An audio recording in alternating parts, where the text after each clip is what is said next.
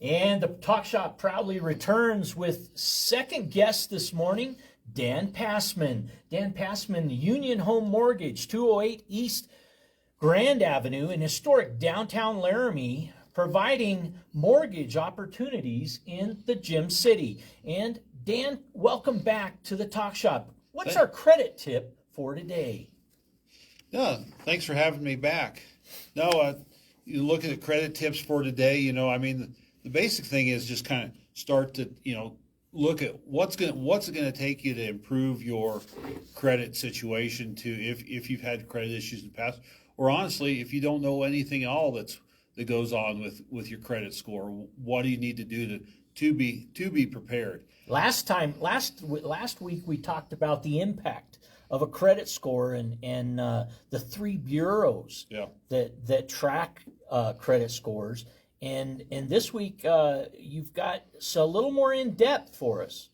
Yeah, that's the thing is what is it going to take? Because I get a lot of questions on what would my credit score, what's the impact. A lot of it's going to come down to it is kind of funny with credit scores to an extent. There's some very simplistic things about it. That is, if you pay your bills, your credit score is probably going to be all right. Those two things do go hand in hand. Now, there's, unfortunately, life isn't fair to everybody, and the people have had some rocky spots on life, and they've had to work through some things, So, if you've had some things happen to you, how do you start to work through it? The first one really gets into is start making your payments on time.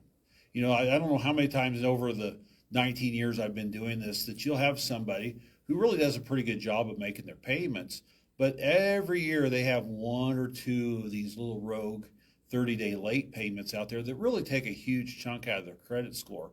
And that is really it's not a really good number representation for the credit risk they are, but that 30-day late, so those consistent, like even the one or two a year, really takes a toll on things. So that's the first thing. Just, make your payments on time, on everything. Lines of credit. The big thing on payments I'm seeing people get bit on is student loans. With COVID and all that stuff coming out of COVID, there were a lot of student loans that were put on deferments, and the way they come out of deferment and things like that has affected people's credit scores, because one of the biggest sneaky things people do is the companies will sit in the weeds and they'll wait to see that there's a credit report hit, and then they'll go out and file their collection to try to make people deal with them before they can financially do something.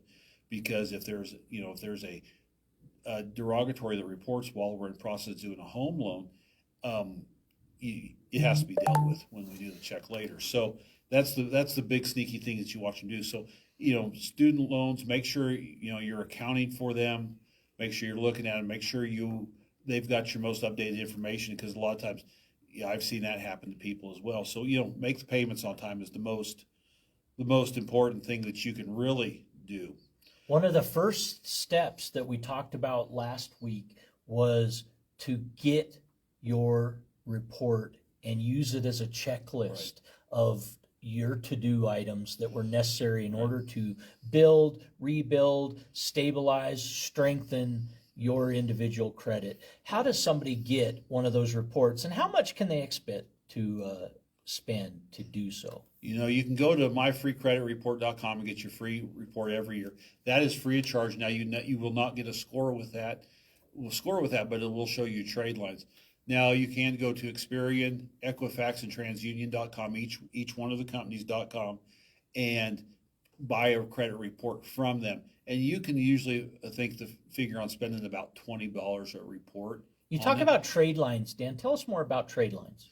Trade lines, every credit card, every car loan, every student loan, every personal loan out there creates a separate trade line on your credit report. And those, is your phone bill on there? Is your heating bill on there? Those are not on there. Those are what we would refer to as non-traditional trade lines. Okay. So when we look at lending, one of the ways through the door is the traditional way, I'll call it, is that we look at your credit score. We're going to look at what you've had after. Have you made your car payments on time? Have you made your credit card payments on time? Have you done all that at time? Now, you will find people out there that they've not had a lot of credit, and you have to show that they've made bill payments on time. So we go out for what's referred to as non-traditional credit, and then we will have to go out to like the power company, the gas company, insurance companies to prove that you've made, utility payments on time, cell phone payments on time. It's and kind of things like a that. more comprehensive look at credit overall, isn't it? In a lot of ways, it is. Our current credit scoring model is not kind to a lot of people, and it's not, and specifically people who are self-employed borrowers.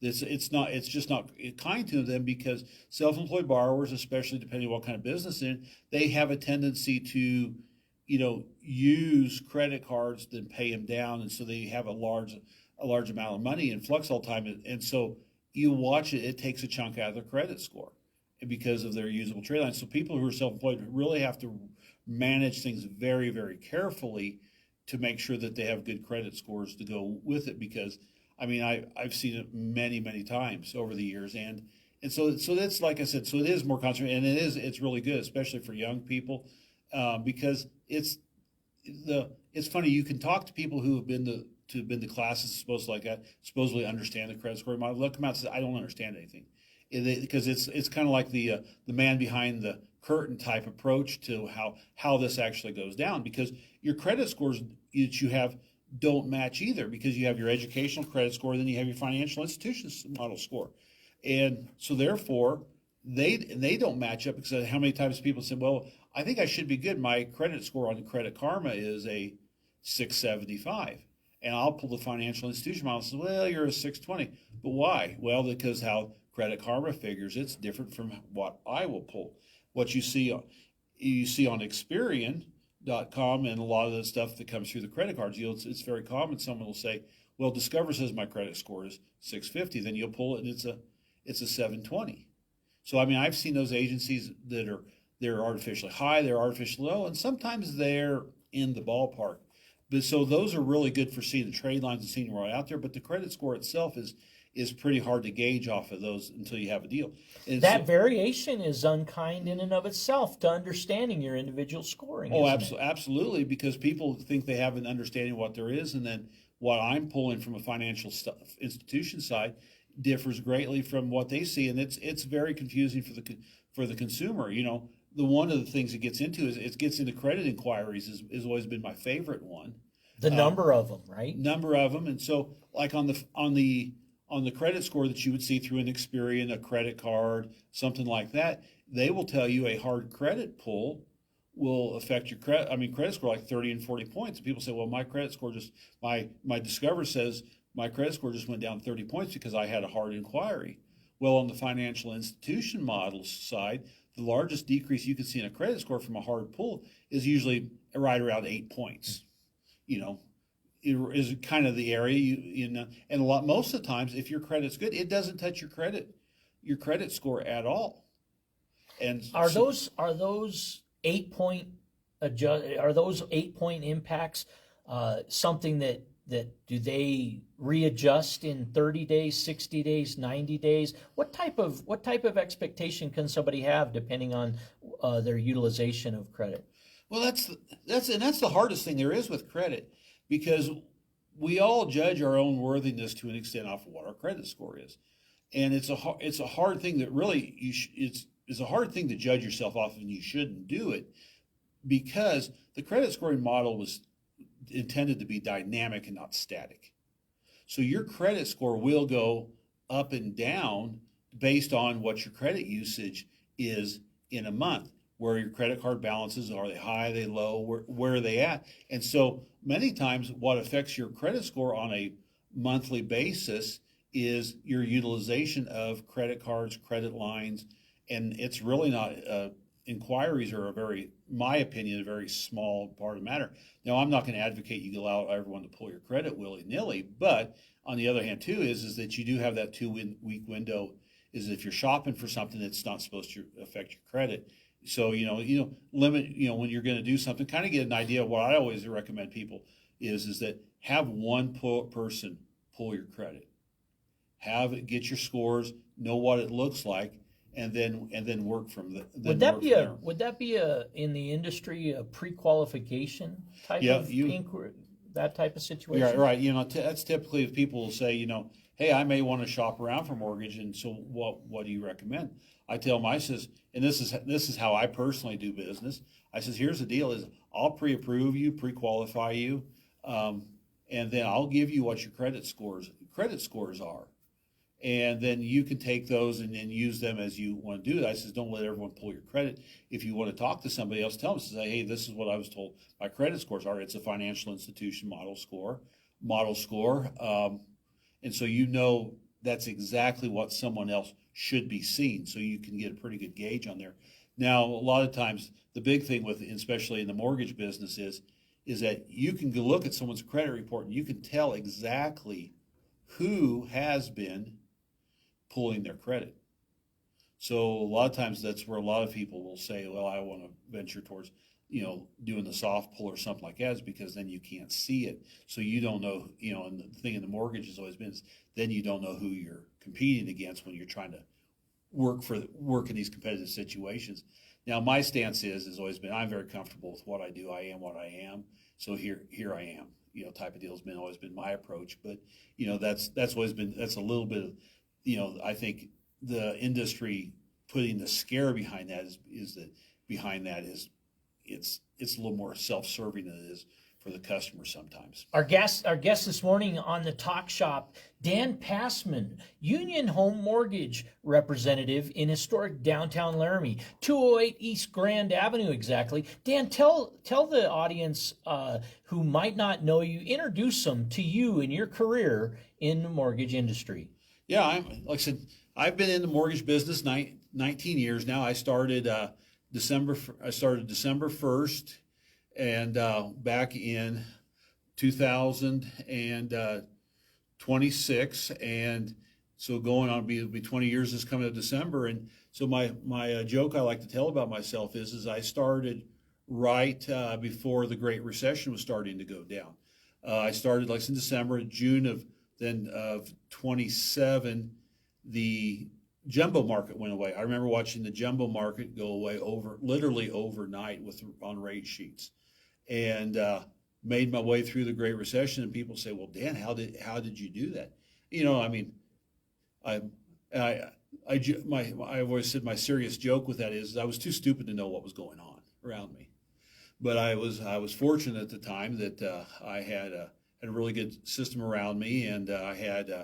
You know, I didn't have a lot of bills at that time. I was able to learn, and I knew a lot of people were leaving. If I figured out if I could figure out a way through this, there's going to be a lot of opportunity on this, and you know, thank the good Lord, He helped me out, and we made through it, and it's been good to me. So it's funny. I've seen, you know, in going, you know, 19 years. It's funny. You watch the recession go there, and then you watch the pendulum start to swing back the other way. And then now I've kind of watched it go back the other way again with everything's that is. And so that's with saying all that, I think that's one of the strengths I bring to this business at this point in time of my career is that I've seen the full gamut. I've experienced the higher rates because when I was started in the business, you know, I mean, 6 3/4 was a fairly common rate. And you know, while our rates and markets and things like that we're a little bit lower than we are at this time. But I've seen it. I can work the numbers. I can look at it for home buyers, and I can tell them firsthand knowledge. Yeah, when I bought my first house, I was, I think 6 1/4. Is that yes, it's a stretch. Yes, you're going to have to sacrifice, but firsthand, I can tell you, it was worth it. So in coaching credit, you brought information for us today. I want to make sure we cover each of your tips for today in credit tip segment on the Talk Shop. Help us as we close this segment together. Take us down the path that you've prepared at UNIONHOME Mortgage. Yeah. You know, and we talk about scores, and we talk about limiting credit cards, but the other thing that goes with that is your credit card balances.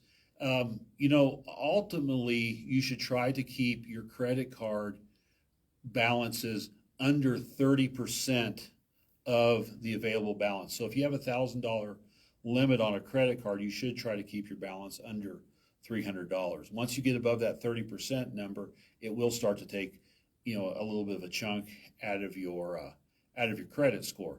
So, that's a big thing and a big thing to managing that is your credit that is available to you. Many people will say, I'm not comfortable with any more than $1,000 of credit limit. I don't like that.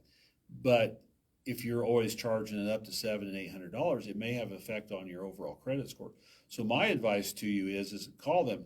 If they're going to give you a $3,000 limit on it, take it, because then you've increased that lid on it, and it just helps your credit score out with that. I think figuring on 30% is I think from a functional standpoint it's hard. So my general rule of thumb is, especially if you're paying your credit cards off every month, I will tell everyone for functional purposes, 50%, because you'll know if you know your credit limit on a card is $3,000, mentally $1,500 is much easier to figure than some of the times if it gets into an odd number.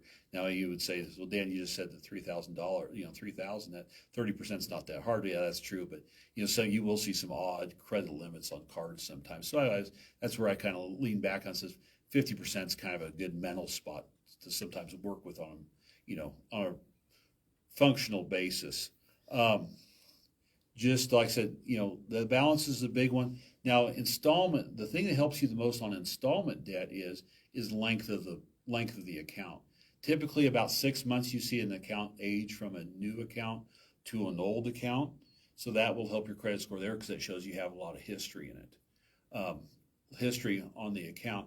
And the other thing about credit, credit cards and things that have credit balances that you can use and up and down, like a credit limit is that it's the fallacy has sometimes always been is that you have to use it. You don't necessarily have to use it and use it all the time. You just have to have it available to you all the time. When you have it available to you, it's amazing how quickly your score will go up on it. A big thing too is old accounts. People will say, well, I've got this credit card that I haven't used, in 2 years. Should I close it? No, don't close it.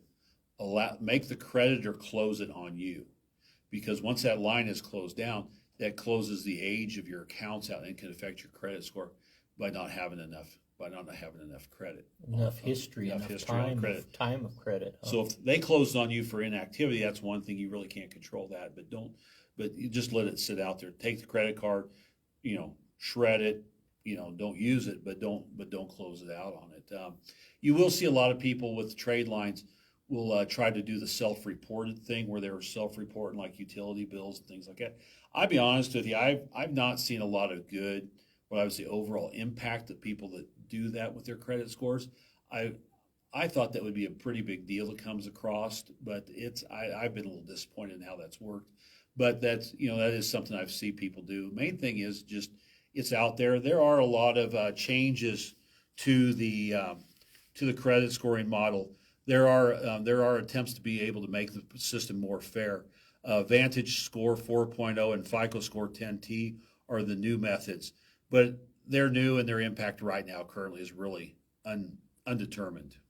And they're supposed to be, going back to what we were talking about earlier about non-traditional credit, they are supposed to be, good at trying to capture more of the non-traditional credit. Are they new entrants like bureaus, like the 3 existing bureaus? Are they 2 new bureaus, or how are they entering the industry? They are.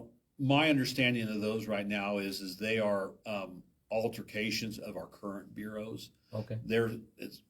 I talk about the consumer scoring model, financial institution scoring model. These are supposed to be new variations of those aspects of those scoring models, is my understanding on that. And that's unfortunately, we always say that it's impolite to talk about politics and things like that, but unfortunately with my job, politics comes into it with it. And these new scoring models has been a kind of an emphasis of the Trump administration's coming in and trying to look at different home buying affordability models on it. And we'll see what happens. Every president has had their hand in the mix on that. the Biden administration, they had their one big one was the how you scored interest rates, how you priced interest rates through the Federal Housing Financial Administration.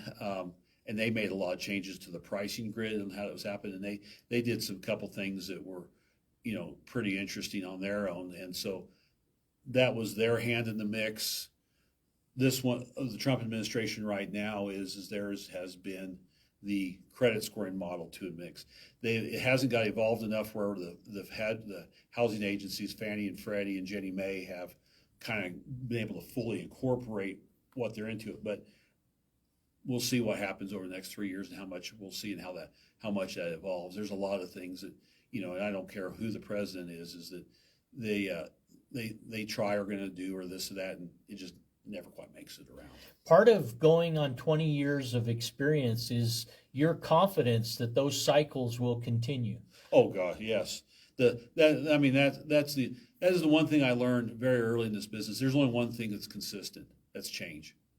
It changes all the time, and it's funny. I can tell you what I think every. And when I talk about snapshots of time, I talk a lot about presidential administrations because I found that for me, it's an easy way to grab at a snapshot in time, regardless of whether you agreed or disagreed with it. And that's one thing I will say with every presidential administration. You've watched them all have their own priorities, and some of them are on target, and some of them are not on target. And it's really interesting too that from a political standpoint, there's a lot of people that have been out there in the mix, especially with the creation of the Consumer Financial Protection Bureau and things like that. I believe that their hearts are in the right place, but they just don't understand what the daily impact to someone like myself is, or the consumers. They really just don't understand that world. And if they would come spend a day with me, I think we'd make a whole lot more progress. Dan Pasman, UNIONHOME Mortgage Credit Tips on the Talk Shop. We appreciate you listening to this program and all of our programming Monday through Friday, 6 a.m. to 10 a.m. weekly on this 93.5 FM KOCA Laramie, celebrating 25 years in America's 250-year celebration year.